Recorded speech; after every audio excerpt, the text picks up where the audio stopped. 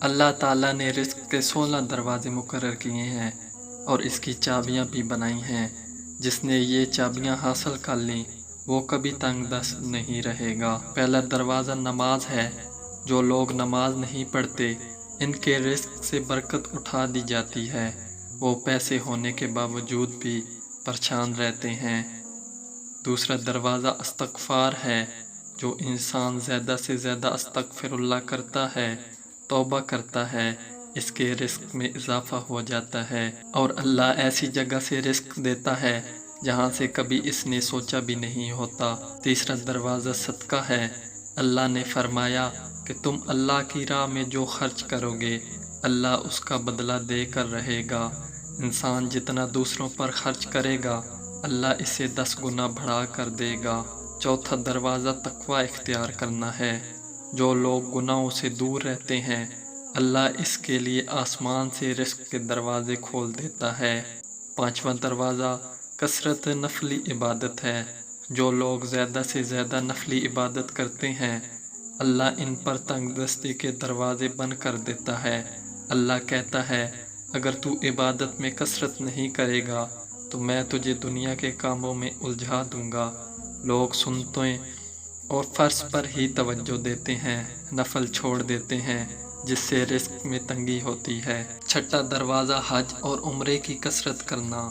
حدیث میں آتا ہے حج اور عمرہ گناہوں اور تنگ دستی کو اس طرح دور کرتا ہے جس طرح آگ کی بھٹی سونا چاندی کی میل دور کر دیتی ہے۔ ساتواں دروازہ رشتہ داروں کے ساتھ اچھا سلوک سے پیش آنا۔ ایسے رشتہ داروں سے بھی ملتے رہنا جو آپ سے قطع تعلق ہوں۔ آٹھواں دروازہ کمزوروں کے ساتھ صلہ رحمی کرنا ہے۔ غریبوں کے ہم بانٹنا، مشکل میں کام آنا اللہ کو بہت پسند ہے۔ نواں دروازہ اللہ پر توکل ہے۔ جو شخص یہ یقین رکھے کہ اللہ دے گا تو اسے اللہ ضرور دے گا اور جو شک کرے گا وہ پریشان ہی رہے گا۔ 10واں دروازہ شکر ادا کرنا ہے۔ انسان جتنا شکر ادا کرے گا اللہ رزق کے دروازے کھولتا جائے گا۔ 11واں دروازہ ہے گھر میں مسکرا کر داخل ہونا۔ مسکرا کر داخل ہونا سنت بھی ہے۔ حدیث میں آتا ہے نبی کریم صلی اللہ علیہ وآلہ وسلم نے فرمایا ہے اللہ فرماتا ہے کہ رزق بڑھا دوں گا جو شخص گھر میں داخل ہو اور مسکرا کر سلام کرے۔ 12واں دروازہ ماں باپ کی فرما برداری کرنا ہے۔ ایسے شخص پر کبھی رزق تنگ نہیں ہوتا۔ 13واں دروازہ ہر وقت باوضو رہنا ہے۔